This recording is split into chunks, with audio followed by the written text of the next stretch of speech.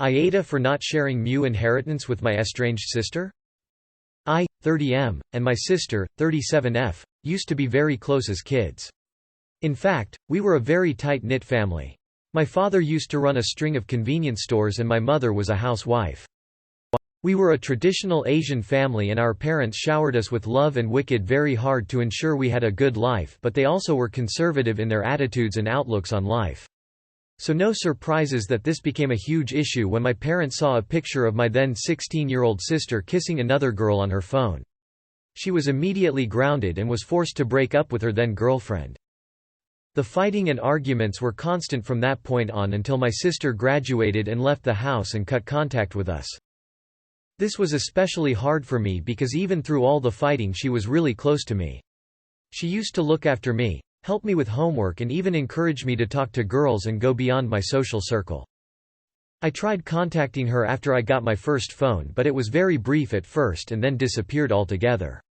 No phone calls, no texts, just radio silence. Throughout the years I used to send her updates of my life and even joined a few pride groups at university to advocate for and understand LGBT people as a straight person. I also hoped that sharing this might bring her back into my life, but eventually I accepted that she was gone for good. Throughout this time I blamed my parents for this and resented them for a long time. But we made up when my mother was diagnosed with cancer 6 years ago and she passed away a year later. After my mother's passing, my dad and I became much closer and I started to help more with the stores and investments properties. He had a will drawn up and transferred the stores and properties exclusively to me.